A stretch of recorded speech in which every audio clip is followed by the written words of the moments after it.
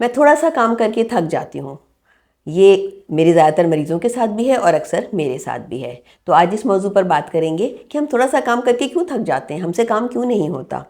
तो जनाब, मेरा नाम है प्रोफेसर डॉक्टर ज़ुबैदा मसूद। मैं सुबराज मैटरनिटी होम में हेड ऑफ़ डिपार्टमेंट के फ़राइज़ अंजाम दे चुकी हूँ और अब्बासी शहीद हॉस्पिटल में इंचार्ज गायनी यूनिट 3 रही हूँ। अब FMJ हेल्थ केयर में कंसल्टेंट गायनाकोलॉजिस्ट के तौर पे अपनी खिदमत अंजाम दे रही हूँ।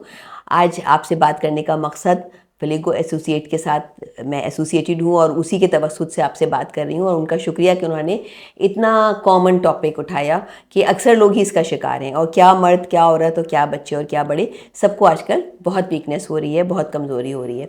तो जनाब, क्यों हो रही है इतनी कमज़ोरी? पहले तो नहीं थी। कभी हम कहते हैं कि शायद पहले वाले बहुत ताकतवर ग़िज़ा खाते थे और हमें वो ग़िज़ा नहीं मिलती, इसलिए हमें कमज़ोरी हो रही है। लेकिन जनाब, ये भी तो सोचिए कि जो ग़िज़ा आज मिल रही है हम उसमें से भी क्या खा रहे हैं। क्या हम अपनी मुतवाज़िन ग़िज़ा लेते हैं? मुतवाज़िन ग़िज़ा क्या होती है? मुतवाज़िन ग़िज़ा में कार्बोहाइड्रेट भी होते हैं, प्रोटीन भी होता है, फ़ैट भी होता है, विटामिन्स भी होते हैं और मिनरल्स भी होते हैं। हम एलोपैथिक लोग ग़िज़ा को इन्हीं 5 अज्जा में तोड़ते हैं। तो क्या हमारी ग़िज़ा में ये सारे अज्जा शामिल होते हैं? क्या हम फल रोज़ाना लेते हैं? क्या हम सब्ज़ियाँ रोज़ाना लेते हैं? क्या हम दालें खाते हैं? क्या हम गोश्त का इस्तेमाल करते हैं? क्या हम डेयरी प्रोडक्ट्स लेते हैं? इन चीज़ों को हमें गौर करना होगा।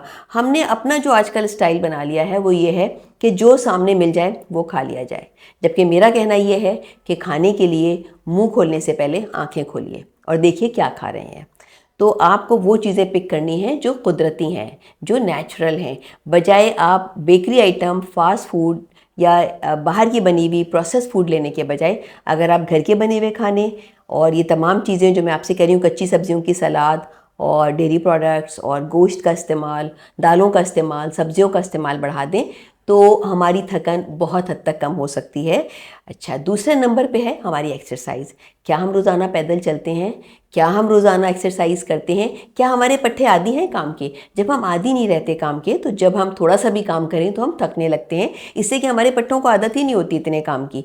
अगर मैं रोज़ दौड़ के 1-2 किलोमीटर दौड़ने लगूँ, शुरू में मैं बहुत थकूँगी, लेकिन कुछ अरसे के बाद मेरी आदत हो जाएगी और फिर मैं नहीं थकूँगी।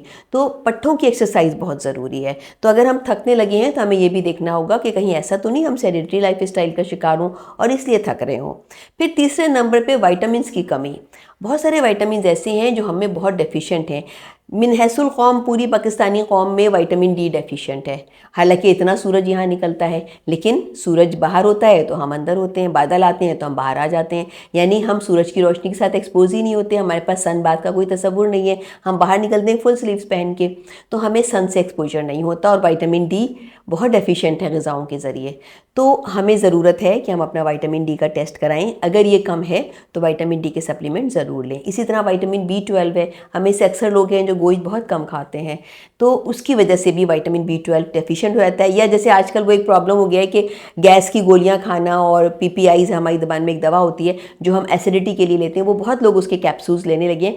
उससे मैदे के पाइटल सेल्स ख़राब हो जाते हैं जो कि विटामिन B12 को एब्जॉर्ब करते हैं। तो अगर हम गोश्त खा भी रहे हो तो विटामिन B12 अंदर नहीं जाता और उसकी वजह से भी हमें बहुत थकान हो रही होती है, पट्ठों में खिंचाव, नमनेस, ये सब होने लगता है। तो अपना विटामिन B12 पे भी गौर कीजिए कि आप विटामिन डेफिशिएंसी ना हो रही हो। इसके अलावा जो थकन है वो सबसे ज़्यादा कॉमन हमारे यहाँ एनीमिया यानी खून की कमी से होती है, और खून की कमी ख़वातीन में बहुत कॉमन है। चाहे उनको मेंसेस ज़्यादा आ रहे हों, चाहे प्रेगनेंसी बार बार हो रही है उसमें खून जा रहा है, या फिर पेट में कीड़े हैं उसकी वजह से खून वो चूस रहे हैं, या फिर डाइट ही डेफिशिएंट है, यानी जिस ग़िज़ा से खून बनता है हम वो ग़िज़ा खा ही नहीं रहे। तो जब खून बॉडी में नहीं होगा तो थकन तो होगी और हम थकन का शिकार रहेंगे। तो सबसे पहली फुर्सत में अपना टेस्ट करवाइए CBC का और देखिए कि आपका हीमोग्लोबिन कितना है। ख़वातीन का 11 से ऊपर होना चाहिए, आइडियली 12 से ऊपर होना चाहिए, और मर्दों का तो 14-16 होना चाहिए। तो अगर आपका हीमोग्लोबिन नॉर्मल रेंज में है तो ठीक है, कम है तो आज ही अपने डॉक्टर से बात कीजिए।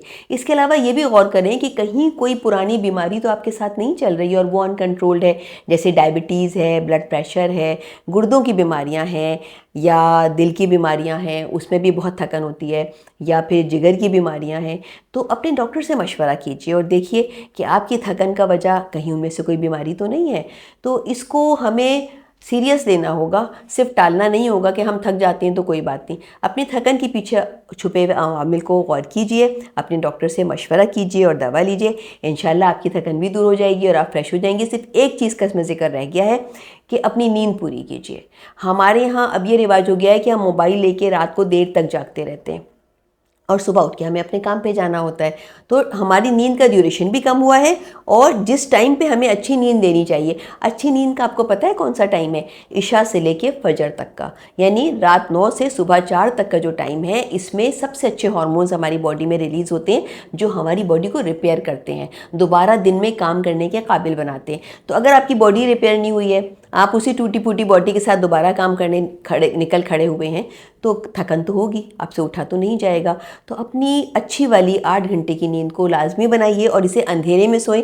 आपको जो भी मोबाइल पे मैसेजेस देखने आप फजर में उठने के बाद देख लीजिए, ताकि आपको थकन ना हो। उम्मीद है आपको ये बातें समझ में आई होंगी। कुछ भी अगर ना समझ में आया हो, आप feligo.com पे देख सकते हैं, मेरी अपॉइंटमेंट उनके ज़रिए ले सकते हैं और मुझ तक भी पहुँच सकते हैं। बहुत शुक्रिया।